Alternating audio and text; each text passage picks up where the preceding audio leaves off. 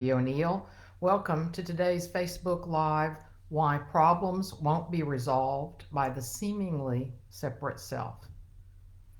I am the founder of this Facebook group, Answering the Call, and what we do here is answer the call in two ways. So, what I call the call is that we have a sense that there's something missing, something more for us to live in life, more to express.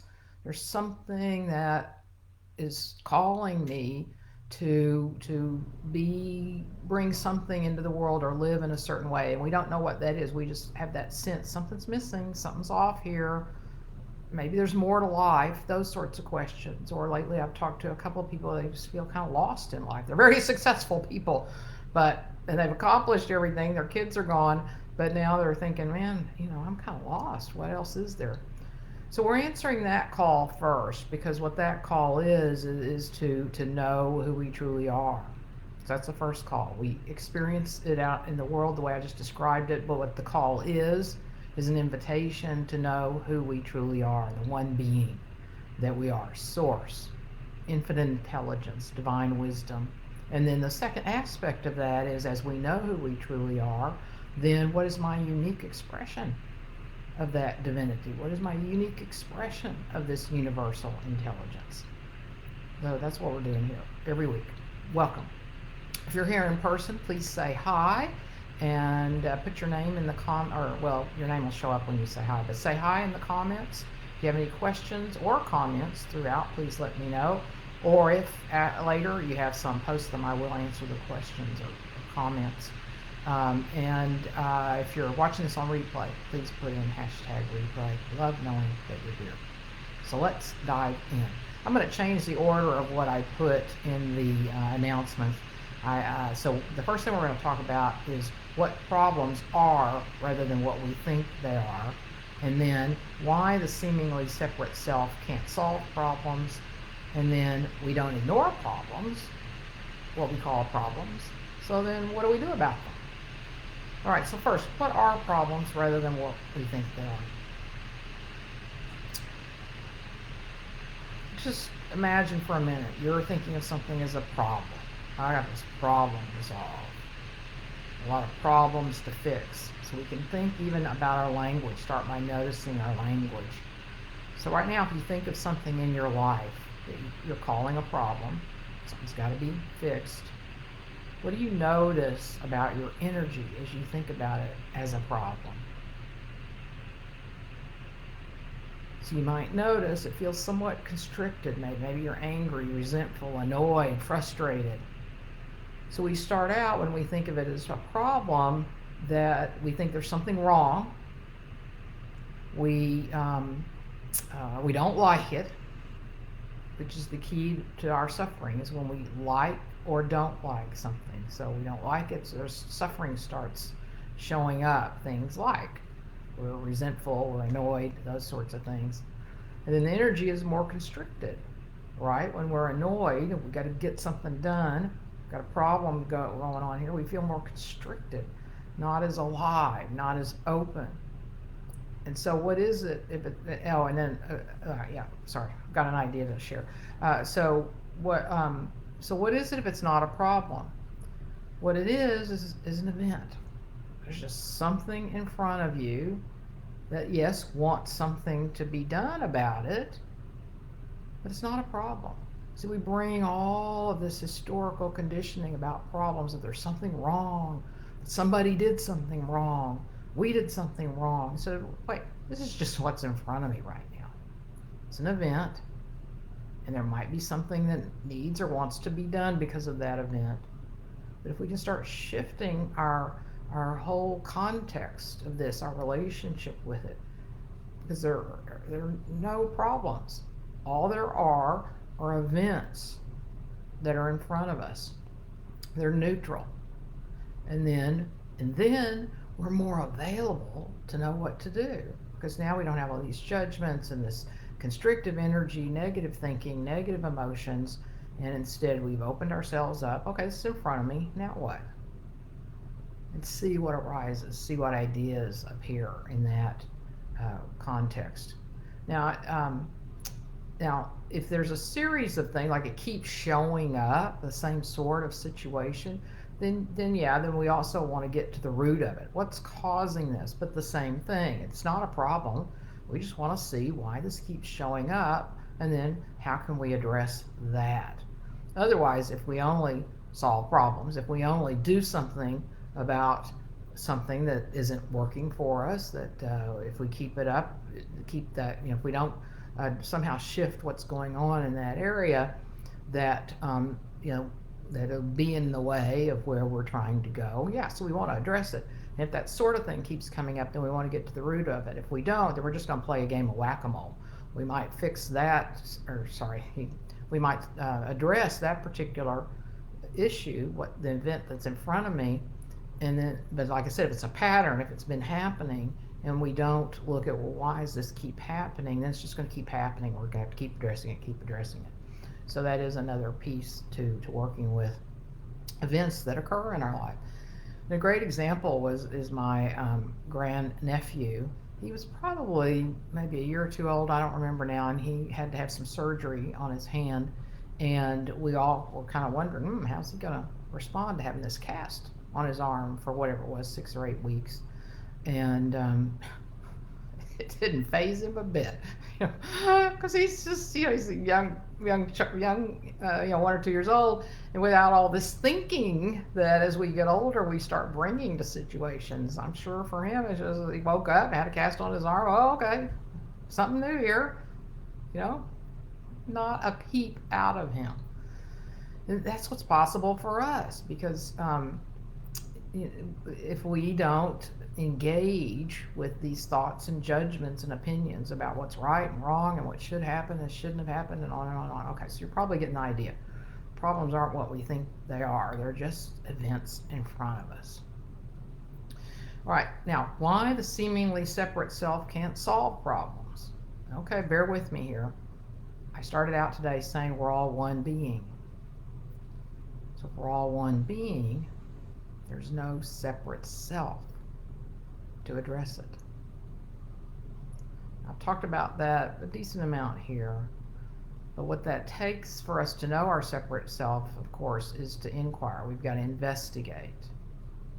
We've got to look that we can't find a separate self. We're not our thoughts, we're not our body, we're not our emotions. So then we investigate. So that's something for a longer conversation. So there's no separate self to solve problems.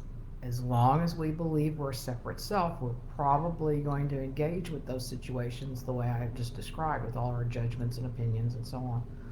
But when we can know who we truly are, this one being, yes, there's still something to be done, but now we're allowing ourselves to be truly informed by consciousness. Consciousness is always informing us. If we believe we're separate, it's informing us aligned with that belief in separation and all of the emotions and judgments and thoughts that go with that. When I'm open and know who I truly am, which is this open, allowing space of awareness, that's who we truly are, then I'm open, I'm allowing this, and then something will come to me to do. Something will come to me to do. So when we quit identifying with this separate self, has to do something, a whole world of possibilities opens up for us. One example is, when there's an emergency, we don't, people just jump into action. When buildings collapse, people just go there and start moving into action, because at that point, not because, but how that relates to what I'm talking about is that most people, some people might, of course, are going to hesitate, and that's fine, but I'm talking about those that jump right in. They can just sense there's something to be done, and then they just know what to do. They just start moving in action. And that's what's possible for us as we release our identity with our separate self. Then the same sort of thing can happen in daily activities, where now we're free to express, free to listen, free to get insights, free to get information, to just know what to do. That being said, in my experience, it takes a while to get to that place, but that's okay. Along the way, you're becoming more and more free, more and more ideas, more and more free. So it's a delightful journey to be on and to live, knowing who we truly are. And so, in a way, I've addressed number three. We don't ignore problems, what we call problems. So, what do? It's what I'm saying is that the the first we open ourselves, remind ourselves, okay, I'm the open, empty, allowing space. So the first thing we want to do is neutralize our emotions by remembering who we truly are. I've talked about this before, but a quick way to be with emotions.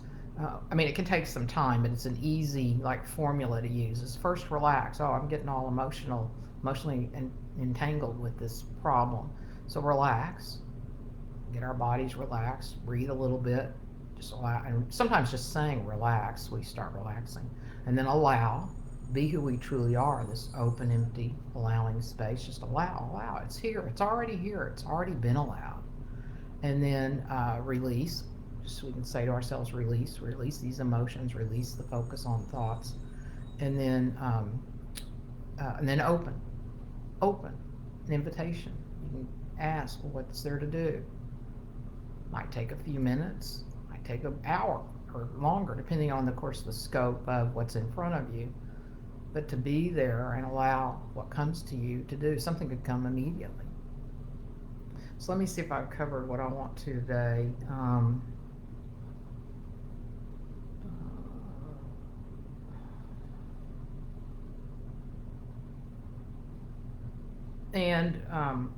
I mean, the emergency is twofold. So as I said, in emergency situations, um, we just jump into action.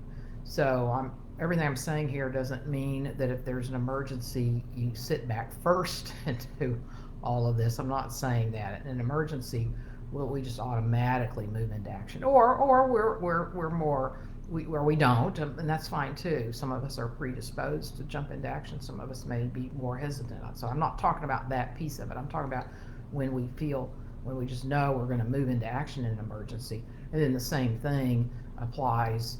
I'm not talking about sitting back and waiting if there's an emergency. Just wanted to clarify that. If there's an emergency, do something. And the odds are high. And if it's an emergency, then we're not listening to our thoughts and our judgments and being all frustrated and angry. We just get into it. So in a way, the emergencies can help us remember, oh, that's what's possible. That's how we can live in the world, is be in the flow of these invitations and just what's in front of us and move in the world in that way. So today we covered what problems are rather than what we think they are. Again, they're events. They're just something happened, something in front of us. That's all. And why the separate self can't solve problems? Well, first, of course, kind of a tricky part of it, a gotcha part, is that, well, there aren't any problems. But the other part is that there's really no separate self to do that. So the more we can know who we truly are by investigating, inquiring, then another world of possibilities opens for us for how to be with these situations that are in front of us. That yes, something wants to be done probably. Although sometimes when we step back, we realize that the problems that are in front of us aren't the real issues, either because there's something they keep occurring, and so there's something else that we really want to work with, or as we step back, we realize that that's not even what we want to fool with. So, for example, we use the Titanic, for example. I could say, oh, we have a real problem here. The furniture is not arranged correctly. Let's rearrange it. So we start addressing that problem, and yet the real issue is that the boat is sinking. Or in our office, same thing. We could say, we got a problem here. This furniture isn't arranged correctly. And then we work with that instead of stepping back, realizing, oh, I really want to redesign the whole office. So that's another piece of it too, to step back. Wait, what really wants to happen here? What's really in front of me? What am I being invited to with this situation?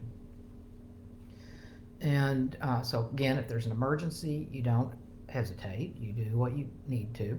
And then, but what I'm offering today and how to be with these situations that are in front of us, that yes, we want to do something about them because they're holding us back, they're in our way, is that we pause, relax, allow. Remember, this has already been allowed, it's here.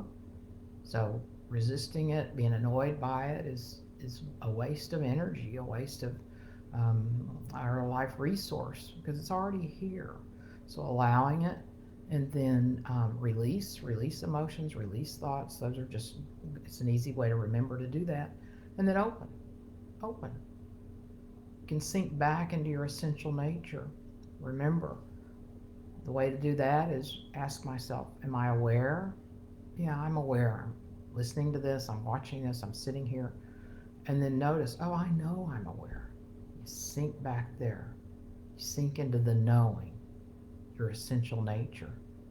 And then that supports us in being more open to ideas, to possibilities that aren't necessarily the way we normally go about things. So thank you for being here today. If you have any questions or comments about this, please post them. And if you ever have a topic that you'd like for me to talk about, post that in the comments too. Happy to address it, talk about something more. Thank you for being here today. Have a great rest of your day. Bye.